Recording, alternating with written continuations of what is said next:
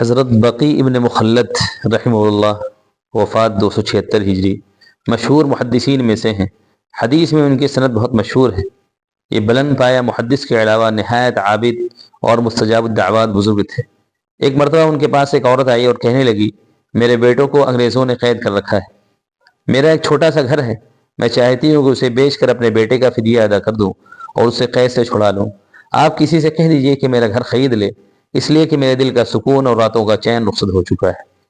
حضرت بقی بن مخلد رحمہ اللہ نے اس کی فریاد سنی تو اس سے کہا، تم جاؤ، میں تمہارے معاملے میں غور کروں گا۔ اس کے ساتھ ہی وہ سر جھکا کر بیٹھ گئے اور اس کی رہائی کے لیے دعا کرتے رہے۔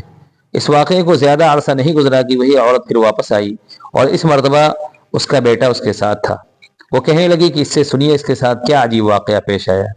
حضرت بقی بن مخلد رحمہ اللہ نے پوچھا، کہنے لگا کہ مجھے بادشاہ نے ان قیدیوں کے ساتھ شامل کر دیا تھا جو زنجیر میں جکڑ کر بادشاہ کی خدمت کرتے تھے۔ ایک دن میں اپنے ذمے کی خدمت انجام دینے کے لیے جا رہا تھا کہ پاؤں میں جو زنجیر پڑی تھی اچانک چلتے چلتے زنجیر پاؤں سے گر پڑی۔ مجھ پر جو سپاہی متعین تھا وہ مجھے گالیاں دینے لگا کہ پاؤں سے زنجیر کیوں نکالی۔ میں نے کہا، اللہ کی قسم مجھے پتہ بھی نہیں کہ یہ زنجیر میرے پاؤں سے کیسے نکلی۔ اس پر انہوں نے لوہار کو بلوا کر دوبارہ میرے پاؤں میں پہنا دی زنجیر، اور اس مرتبہ اس کی کیلیں خوب اچھی طرح مضبوط گاڑ دی گئیں، لیکن اس کے فوراً بعد میں اٹھ کر چلنے لگا تو زنجیر پھر گر پڑی۔ انہوں نے پھر سے باندھا لیکن پھر چلا تو پھر گر گئی۔ وہ لوگ بڑے حیران ہوئے اور اپنے راہبوں سے اس کی وجہ معلوم کی تو انہوں نے بتایا، کیا تمہاری ماں زندہ ہے؟ میں نے کہا، ہاں۔ انہوں نے کہا، ایسا معلوم ہوتا ہے کہ اس نے دعا کی ہے اور اس کی دعا قبول ہو گئی۔ پھر راہبوں نے لوگوں کو مشورہ دیا کہ اب اسے چھوڑ دیا جائے، چنانچہ انہوں نے مجھے چھوڑ دیا اور میں بلاد اسلام میں پہنچ گیا۔ حضرت بقی بن مخلد رحمۃ اللہ علیہ نے زنجیر گرنے کا وقت پوچھا تو یہ ٹھیک وہ وقت تھا جب آپ اس کی رہائی کے لیے دعا کر رہے تھے۔ اس واقعے سے معلوم ہوتا ہے کہ والدین کی دعا مقبول ہوتی ہے، لہٰذا ہمیں والدین کی دعائیں لینی چاہیے۔ ایسے حدیث میں آپ علیہ الصلوۃ والسلام نے دعا کی بڑی اہمیت بیان فرمائی ہے۔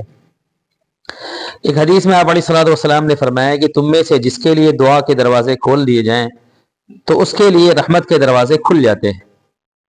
ایک حدیث میں آپ علیہ الصلوۃ والسلام نے فرمایا کہ دعا اس مصیبت میں بھی فائدہ دیتی ہے جو اتر چکی ہو، اور اس مصیبت میں بھی فائدہ دیتی ہے جو اب تک نہ اتری ہو، لہٰذا اللہ کے بندو تمہارے اوپر دعا کرنا لازم ہے۔